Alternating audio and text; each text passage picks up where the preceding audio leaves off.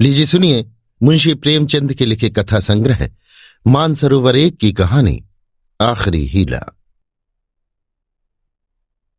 यद्यपि मेरी स्मरण शक्ति पृथ्वी के इतिहास की सारी स्मरणीय तारीखें भूल गई, वो तारीखें जिन्हें रातों को जाग कर और मस्तिष्क को खपा कर याद किया था, मगर विवाह की तिथि समतल भूमि में एक स्तंभ की भांति अटल है। न भूलता हूं न भूल सकता हूं। उससे पहले और पीछे की सारी घटनाएं दिल में मिट गईं, उनका निशान तक बाकी नहीं। वो सारी अनेकता एक एकता में मिश्रित हो गई है और वो मेरे विवाह की तिथि है।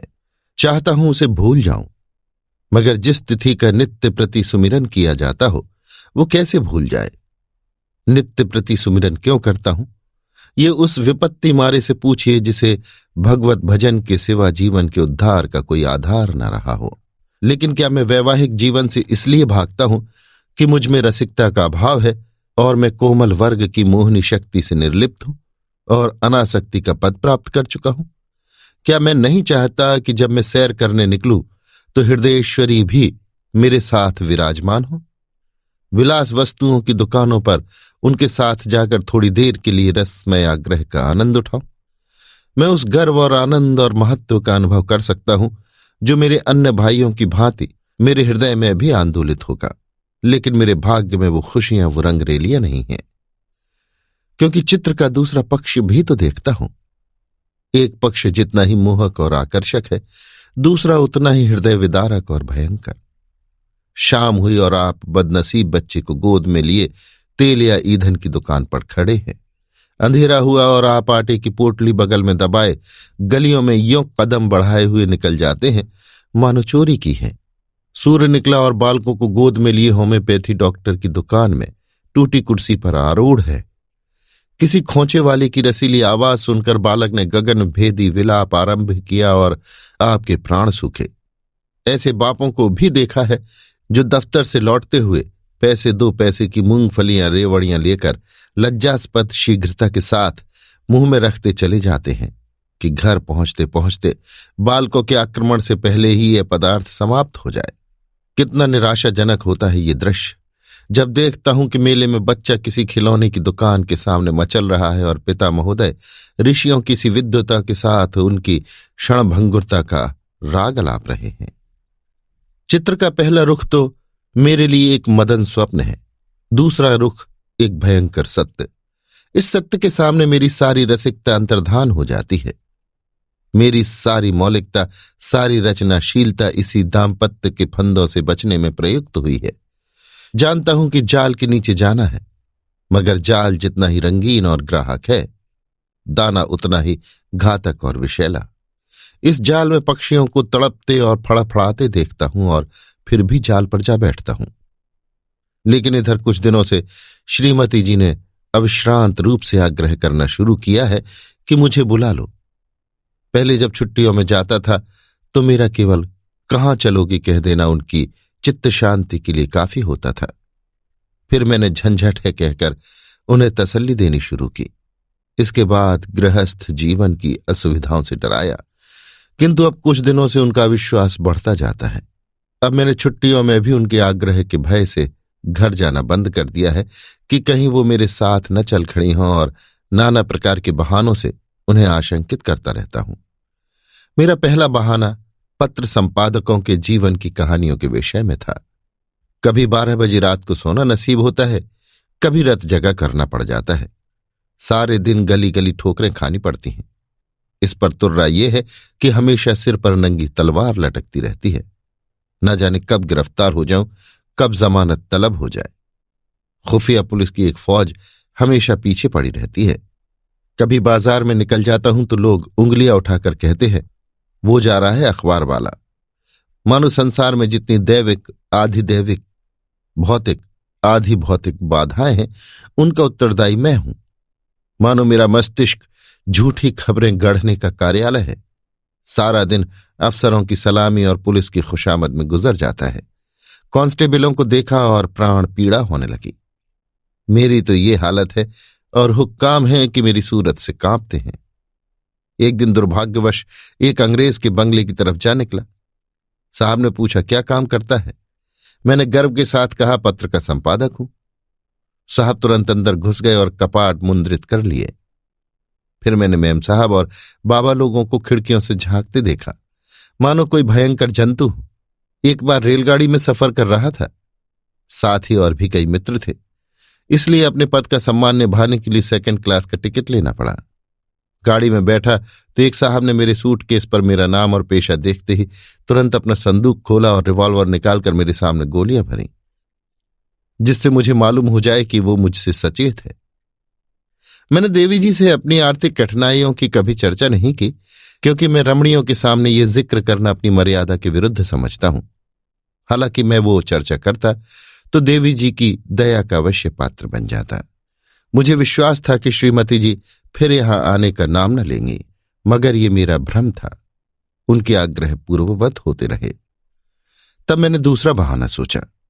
शहर बीमारियों के अड्डे हैं, हर एक खाने पीने की चीज में विष की शंका। दूध में विष, घी में विष, फलों में विष, शाक भाजी में विष, हवा में विष, पानी में विष। ये मनुष्य का जीवन पानी की लकीर है, जिसे आज देखो वो कल गायब।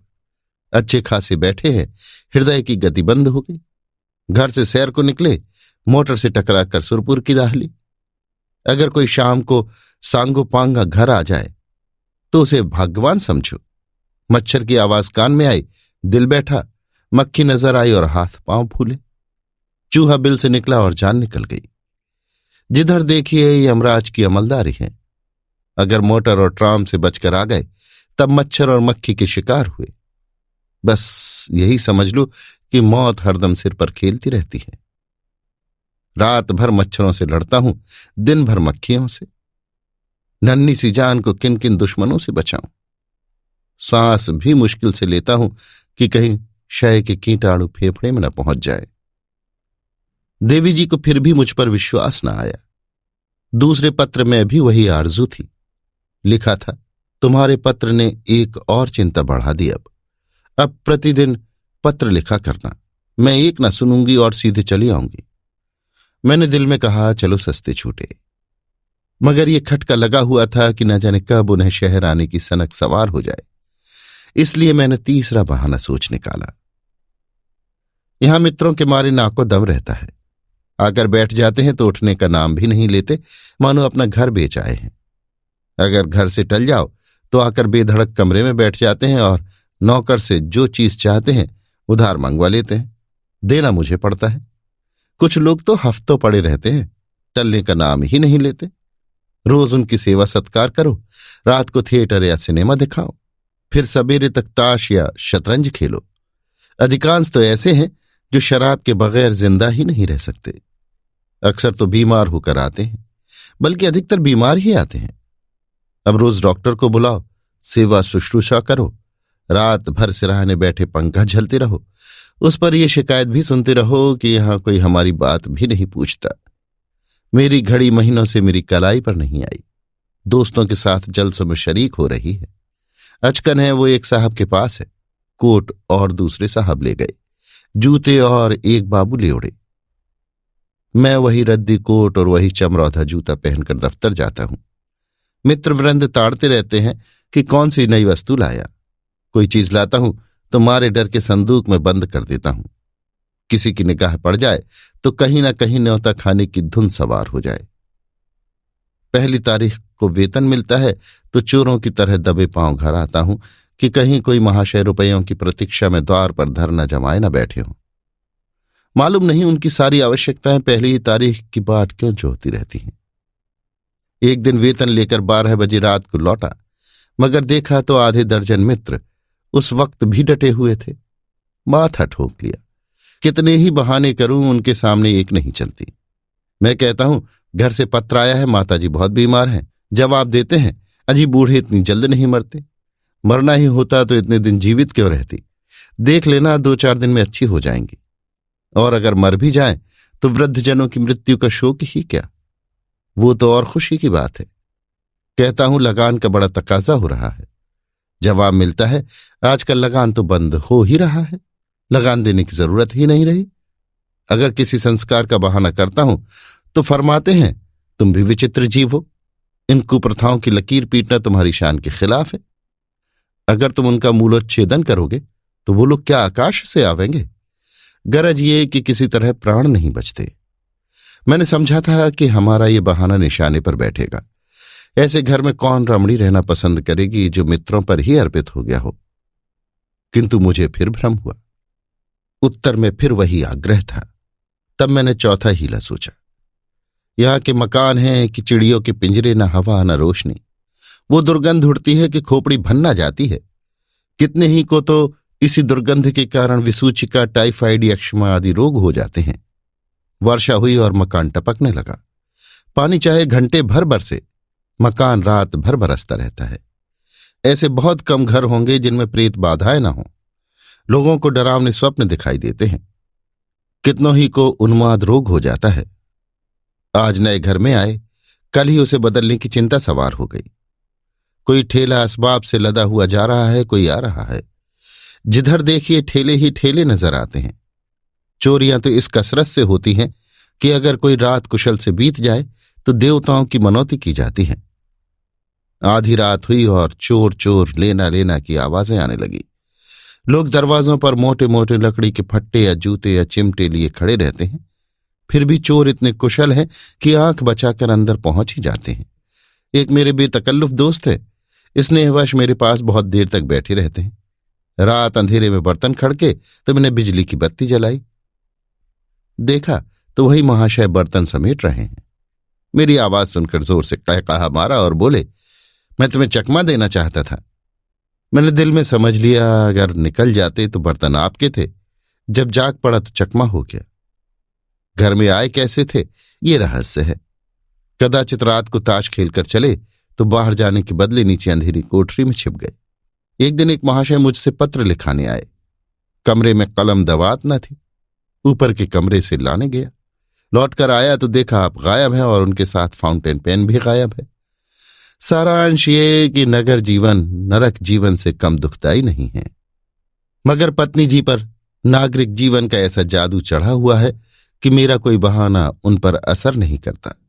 इस पत्र के जवाब में उन्होंने लिखा, मुझसे बहाना करते हो, मैं हरगिज न मानूंगी। तुम आकर मुझे ले जाओ।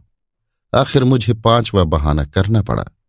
ये खोंचे वाले के विषय में था। अभी बिस्तर से उठने की नौबत नहीं आई कि कानों में विचित्र आवाजें आने लगी। बाबुल के मीनार के निर्माण के साथ ऐसी निरर्थक आवाजें न आई होंगी। वो खोंचे वाले की शब्द क्रीड़ा है। उचित तो ये था ये खोंचे वाले ढोल मंजीरे के साथ लोगों को अपनी चीजों की ओर आकर्षित करते, मगर इन औंधी अक्ल वालों को ये कहाँ सूझती है। ऐसे पैशाचिक स्वर निकालते हैं कि सुनने वाले के रोए खड़े हो जाते हैं। बच्चे मां की गोद में चिमट जाते हैं। मैं भी रात को अक्सर चौंक पड़ता हूं। एक दिन तो मेरे पड़ोस में एक दुर्घटना हो गई। 11 बजे थे। कोई महिला बच्चे को दूध पिलाने उठी थी। एकाएक किसी खोंचे वाले की भयंकर ध्वनि कानों में आई तो चीख मारकर चिल्ला उठी और फिर बेहोश हो गई। महीनों की दवा दारू के बाद अच्छी हुई और अब रात को कानों में रुई डालकर सोती है। ऐसे कृत्य नगरों में नित्य होते रहते हैं। मेरे ही मित्रों में कई ऐसे हैं जो अपनी स्त्रियों को घर से लाए, मगर बेचारियां दूसरे ही दिन इन आवाजों से भयभीत होकर लौट गईं। श्रीमती जी ने इसके जवाब में लिखा, तुम समझते हो मैं खोंचे वालों की आवाजों से डर जाऊंगी? यहां गीदड़ों का हौवाना और उल्लुओं का चीखना सुनकर तो डरती नहीं, खोंचे वालों से क्या डरूंगी। अंत में मुझे एक ऐसा बहाना सूझा जिसकी सफलता का मुझे पूरा विश्वास था। यद्यपि इसमें कुछ बदनामी थी, लेकिन बदनामी से मैं इतना नहीं डरता जितना उस विपत्ति से। फिर मैंने लिखा, शहर शरीफ जादियों के रहने की जगह नहीं। यहां की मेहरियां इतनी कटुभाषणी हैं कि बातों का जवाब गालियों से देती हैं और उनके बनाव संवार का क्या पूछना। भले घर की स्त्रियां तो उनकी ठाट देख कर ही शर्म से पानी पानी हो जाती हैं। सिर से पांव तक सोने से लदी हुई सामने से निकल जाती हैं तो ऐसा मालूम होता है कि सुगंधी की लपट निकल गई। गृहिणियां ये ठाट कहाँ से लाएं? उन्हें तो और भी सैकड़ों चिंताएं हैं। इन मेहरियों को तो बनाव सिंगार के सिवा दूसरा काम ही नहीं। नित्य नई सज धज, नित्य नई अदा और चंचल तो इस गजब की हैं मानो अंगों में रक्त की जगह पारा भर दिया हो। उनका चमकना और मटकना और मुस्कुराना देखकर गृहिणियां लज्जित हो जाती हैं और ऐसी दीदा दिलेर हैं कि जबरदस्ती घरों में घुस पड़ती हैं। जिधर देखो इनका मेला सा लगा हुआ है। इनके मारे भले आदमियों का घर में बैठना मुश्किल है। कोई खत लिखाने के बहाने से आ जाती है, कोई खत पढ़ाने के बहाने से। असली बात तो यह है कि गृह देवियों का रंग फीका करने में इन्हें आनंद आता है। इसलिए शरीफजादियां बहुत कम शहरों में आती हैं। मालूम नहीं इस पत्र में मुझसे क्या गलती हुई कि तीसरे दिन पत्नी जी एक बूढ़े कहार के साथ मेरा पता पूछती हुई अपने तीनों बच्चों को लिए एक असाध्य रोग की भांति आ डटी। मैंने बदहवास होकर पूछा, क्यों, कुशल तो है? पत्नी जी ने चादर उतारते हुए कहा, घर में कोई चुड़ैल बैठी तो नहीं है? यहां किसी ने कदम रखा तो नाक काट लूंगी। हां, जो तुम्हारी शह न हो। अच्छा, तो अब रहस्य खुला। मैंने सिर पीट लिया। क्या जानता था अपना तमाचा अपने ही मुंह पर पड़ेगा। अभी आप सुन रहे थे मुंशी प्रेमचंद के लिखे कथा संग्रह मानसरोवर 1 की कहानी आखिरी हीला।